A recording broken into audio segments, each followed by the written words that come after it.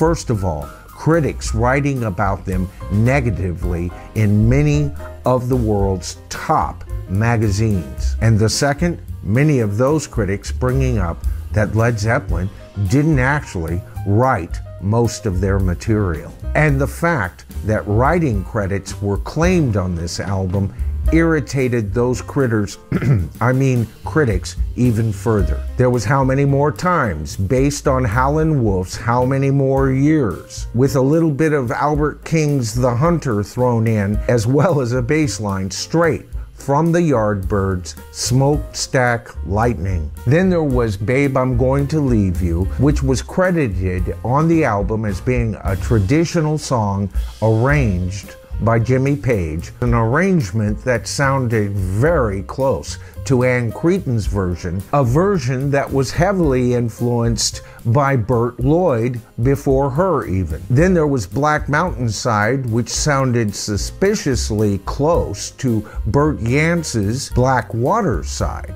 There was discussion about taking Led Zeppelin to court over this recording, except that Burt's legal team wasn't sure that his version was all that solid as far as not copying that which had come before. Both I Can't Quit You Babe and You Shook Me were at least credited properly to Willie Dixon, but Jeff Beck had just covered You Shook Me on his Truth album and felt just a bit betrayed by Jimmy Page for including that particular song on Led Zeppelin's first album. And of course, Dazed and Confused, originally credited totally to Jimmy Page, was a song that was written actually by Jake Holmes a few years earlier.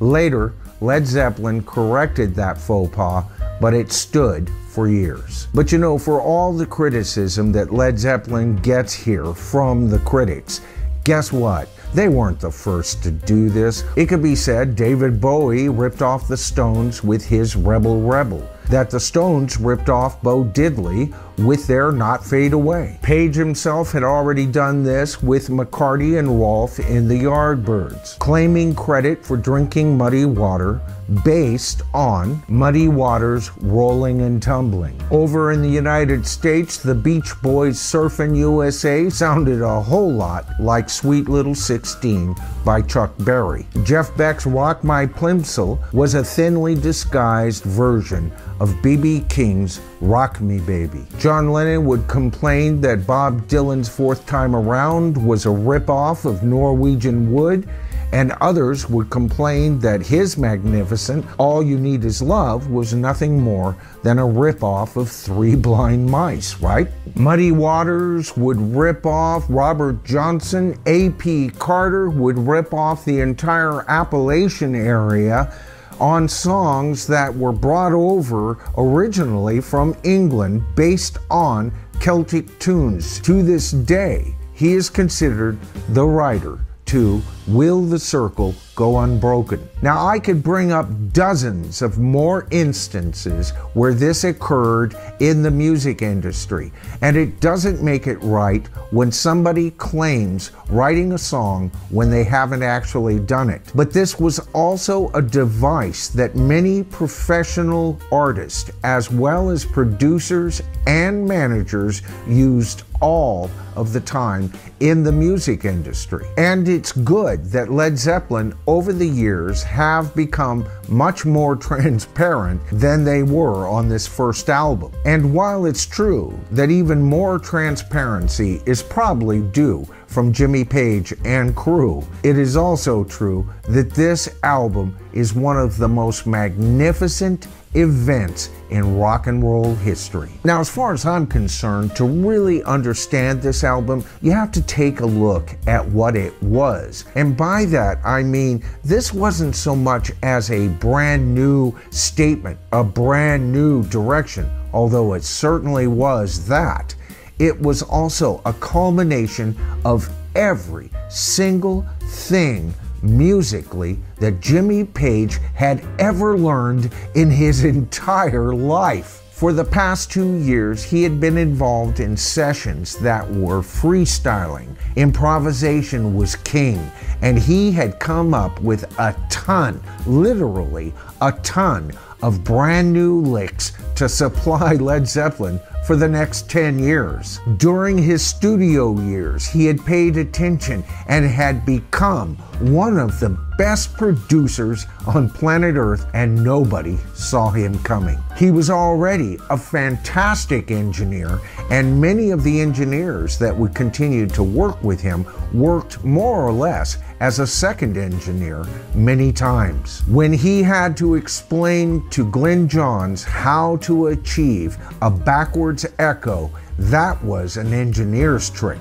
not a producer's trick. Instead of miking the amplifiers from a distance, as was the wont in those days, he put those mics smack up against those amps, sometimes behind them. And all of the close miking techniques that had now become the norm, that just a few years ago was brand new, techniques that the genius Jeff Emerick developed for the Beatles, Jimmy was already reverse engineering. He would bring those mics back further from the drums. And here's another thing, no isolating of the drums. Even the Beatles would put up baffles for Ringo and even go to the point of recording him by himself for a good separation. Jimmy didn't worry about this. There was just such a sound that Bonzo was capable of creating in a real three-dimensional room. He wanted that faithfully replicated. And by putting Bonzo's drums in the recording room proper, there was leakage. And many people would complain that wasn't smart, especially if there was leakage between the drums and the lead vocalist. Jimmy was undaunted. He merely saw that as a special effect to the album. And then there's the trust by the three more junior members of Led Zeppelin. Even John Paul Jones, with all of his experience, backed away a bit on this album and let Jimmy achieve that Zeppelin sound that they could further build on in the future. You know, the critics had their way with this album, didn't they? They hated it. They tried every trick in the book to put Led Zeppelin down in almost every article printed about Led Zeppelin. But you know, it was the fans at the time that actually went and saw this band live and listened to this record with open ears and an open mind that defined the redirection of rock and roll right along with this magnificent band. Starting with this record, Led Zeppelin would continue to rule the rock universe for the next 11 years. If you've enjoyed the video, please consider giving us a thumbs up. It helps the YouTube algorithm better recognize us and my videos get out to a wider audience. And if you do so, thank you in advance.